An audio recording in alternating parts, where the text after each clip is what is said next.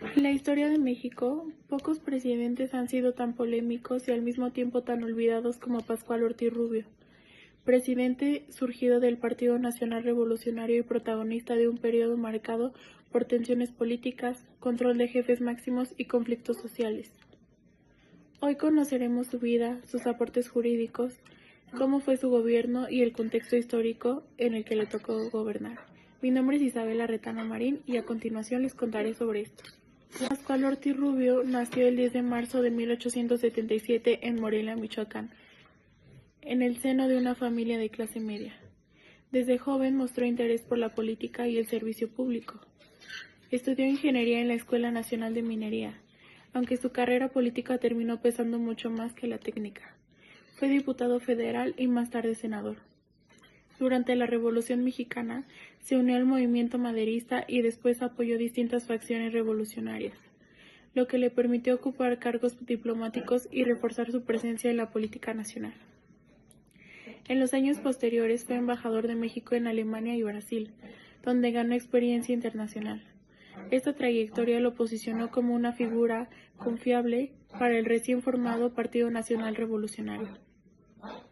Finalmente, tras la etapa del Maximato, Ortiz Rubio fue elegido presidente en 1930, aunque siempre se ha dicho que su candidatura no fue realmente independiente, sino profundamente influenciada por Plutarco Elías Calles.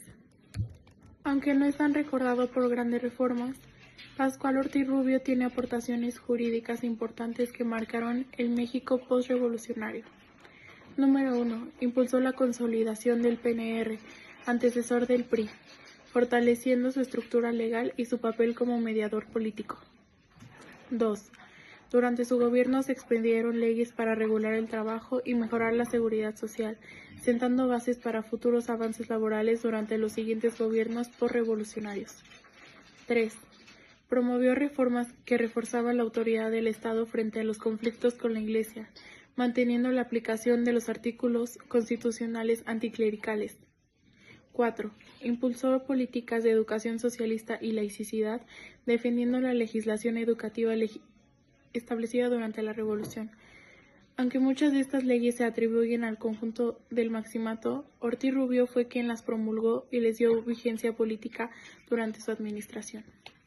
El gobierno de Pascual Ortiz Rubio comenzó el 5 de febrero de 1930 y estuvo marcado por tensiones con el expresidente Plutarco Elías Calles, quien seguía controlando buena parte del poder político en México. Algunas complicaciones fueron, en primer lugar, que tuvo un atentado del primer día.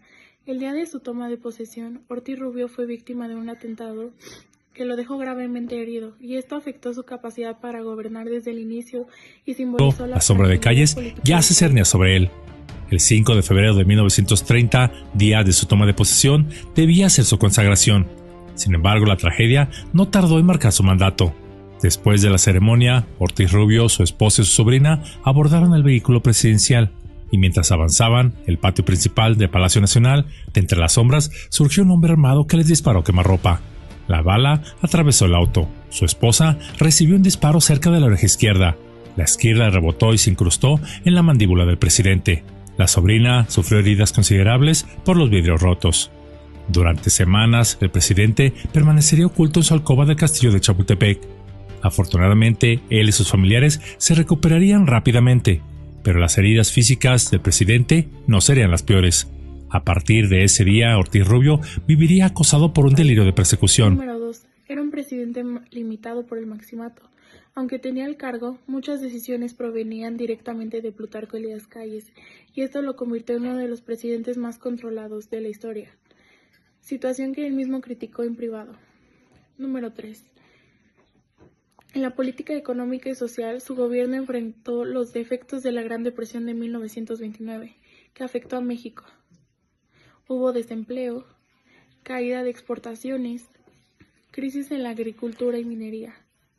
Para contrarrestarlo, desarrolló políticas de infraestructura, apoyo al campo y fomento a la industria nacional.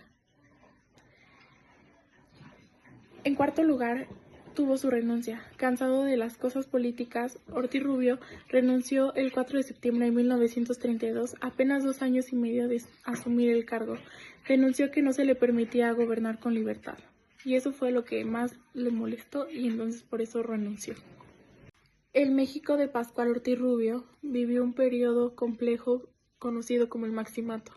Aunque oficialmente Calles ya no era presidente, seguía siendo el jefe máximo de la revolución y tenía un control enorme sobre el PNR y el gobierno federal. El país se encontraba en plena reconstrucción tras la Revolución Mexicana. Persistían conflictos agrarios. Existía tensión entre el Estado y la Iglesia tras la Guerra Cristera. Había inestabilidad económica por la crisis mundial y se intentaba consolidar un sistema político estable bajo el PNR. Ortiz Rubio llegó a la presidencia como parte de este proceso de institucionalización, pero sin la libertad que otros presidentes tendrían después. Su gobierno representa una transición entre la política de caudillos y la consolidación del poder presidencial moderno en México.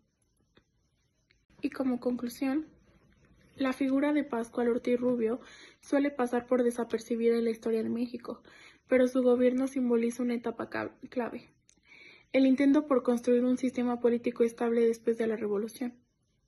Su vida, sus aportes jurídicos y su presidencia muestran el choque entre ideales democráticos y el control político del Maximato.